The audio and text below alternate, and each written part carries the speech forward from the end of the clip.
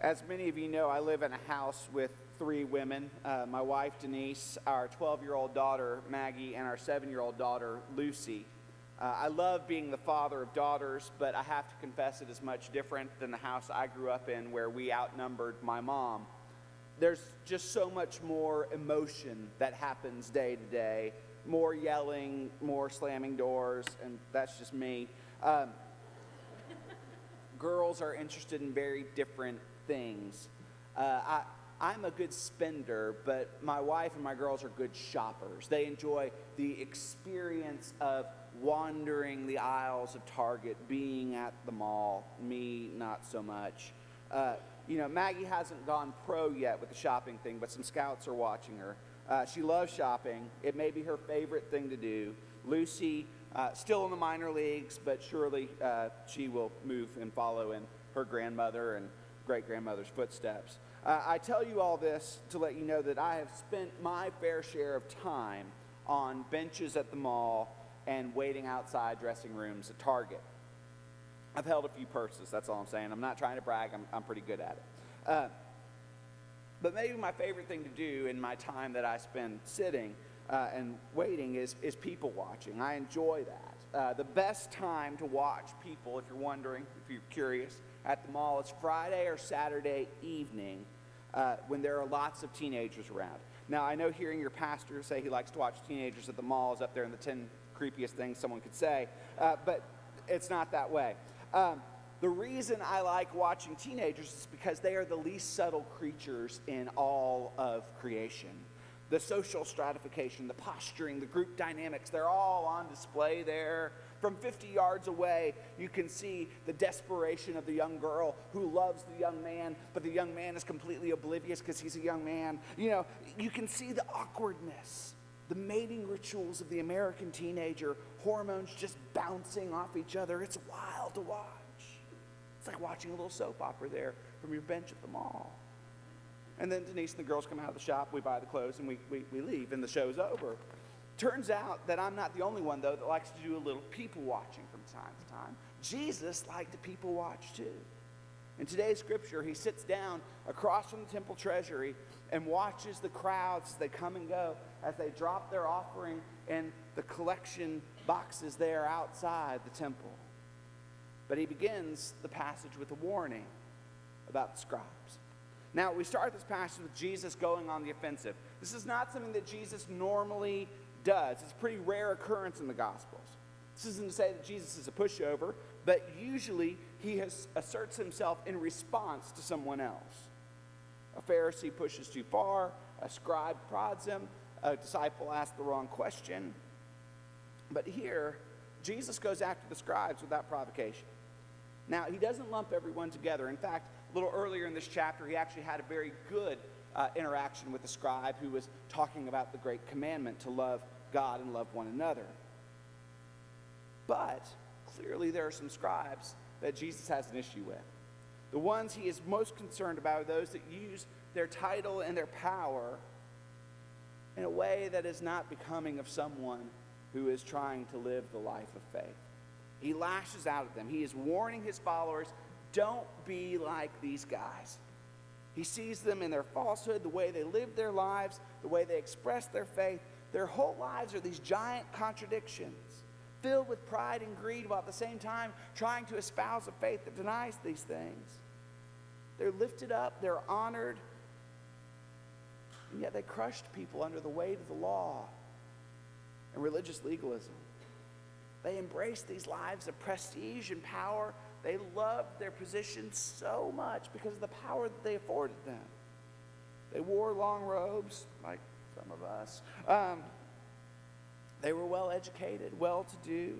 You can't do a whole lot of manual labor in one of these long robes. It doesn't work well. They longed for when people would greet them in the marketplace and greet them by name, not just by name, but by their title. Hello, Mr. Scribe. They loved the recognition, the way it sounded coming to their ears. They reveled in the fact that they had the best seats in the synagogue, the best seats at banquets. The others stood while they rested. And when it came to hospitality, well, Turns out some of these guys abused the poor and the widow, taking gifts and financial contributions that exceeded the means of those who gave them. They financially crippled widows without a second thought.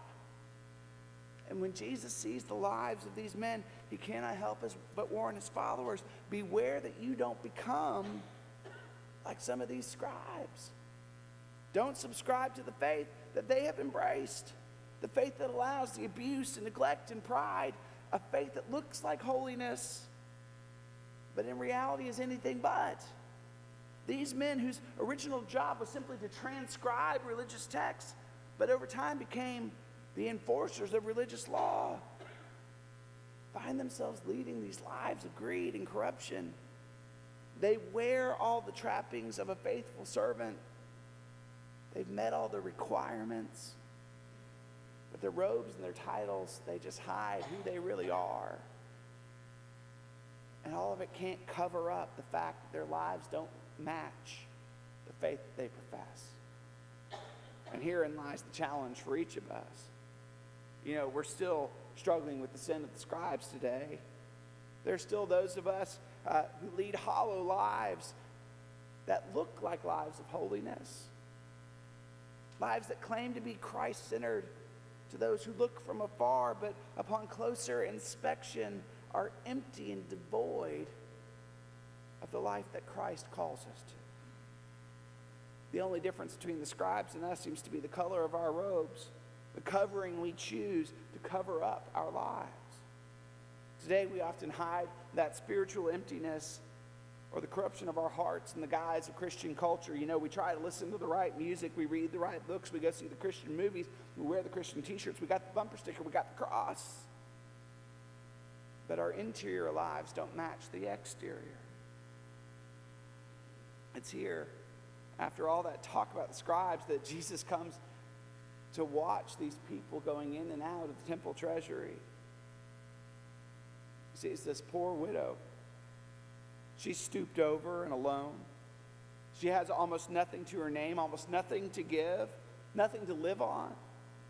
She was a woman who was on the outside of her culture without a husband or a family to support her. She is surrounded by rich and powerful people depositing huge sums of money into the temple treasury. They had so much, they gave so much, more than she would have in a lifetime. They poured their money into the treasury, coins and gold and silver. Have you ever used one of those coin machines at the grocery store, at Walmart, Coinstar, where you take your jar of coins that you have on your dresser and you go and you pour it in so you can get some folding money with all the change? It is so loud. If you do it as you're pouring it in, everybody turns to look because they're like, what is going on here? And you're just like, I'm just trying to get some folding money because I got to pay the bills. Everyone looks. So it must have been with these rich people as they poured money into the treasury. Because there was no cash and coin at this time. It was just coin and coin. And for the rich, it was coin and coin and coin and coin and coin. More coins, lots of coins, dumped in the treasury box, every bit as loud and attention-getting as you can imagine. But it was nothing to them. It meant nothing to them. Just a show of who they are and how much they possessed. They gave out of their abundance, but their giving meant nothing to them in the long run. They gave their duty, they gave their tithe, that which they were responsible for.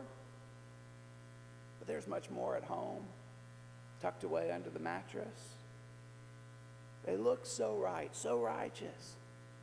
But then this poor widow comes up, and she pours in everything she has, just ping, ping, 2 copper pennies. Not just money, not just coins. No, she pours in her faith, her trust, her hope, her future, her hunger, her thirst, all of her needs and desires. She pours every bit of herself into her gift. This is transformation. This is the internal and real transformation that is reflected in her generosity. She has nothing to hide behind. No robes, no pride, no greed, no culture, no materialism. She appears and gives what she has putting all of her trust in God. She is living a life of intense faith. Now, I do not want you to hear this as a challenge to dump your entire paycheck into the offering plate this morning. Because this isn't a sermon about giving. This is a sermon about living. The widow in this story could have done any number of different actions other than giving. She could have prayed or fasted or worshiped or given to the poor or served the needy. Giving just happens to be what she did. But it's representative of the changes we take on when we become a child of God. When we put our faith and our trust into a power higher than ourselves, when we come to accept Christ as Savior, we are acknowledging that everything changes. Every part of who we are. It is an internal heart change that takes place. We can't go on living the same life that we led before. We can't just put on the trappings of faith, but instead we must make an internal heart change within us. Faith requires a change of heart and spirit, not just a change of clothing. Jesus shows us in this example that faith is not a matter of what you have on the outside, but what is happening within you. When I was in college, I got what might be called one of the worst haircuts of my life. I lived through the 1980s, so there were some worse ones back then. And I decided at the age of 20 with this bad haircut that I would do what many men I saw did when they got a bad haircut or when they were perhaps losing their hair. And I decided that I would just shave it all off to the scalp. Bald as a cue ball. The full Lex Luthor is what we're talking about here. What I didn't know was that when a 40 or 50-year-old man does this, nobody looks at them differently. But when a 20-year-old white kid has a shaved head, people generally think one of two things. The first, not so desirable, is Nazi. Not a good thing. The second, equally not good thing, is, oh, I'm so sorry. You must have cancer. But the first response in encountering strangers is always apprehension, especially among people of color. It's a tense situation there for the first few moments. But then, when you respond with niceness and politeness, they automatically are very nice to you. Because clearly you do not have a hate-filled heart, but instead you unfortunately have cancer. It's probably the only time in my life when people have treated me differently based on what I looked like. But it's a powerful reminder that how I choose to act and respond to people could dramatically change their view of me. What started with apprehension instead turned to an understanding that this is a person. Faith requires a new birth and a new life. We all need this. We all want this. But the change doesn't start out here. It's what God is doing in here that really matters. We must be more than we were. We must understand this calling is to more than changing just the exterior of our lives, but changing who we are. We are called to be a new creation in Christ Jesus, not just a new exterior.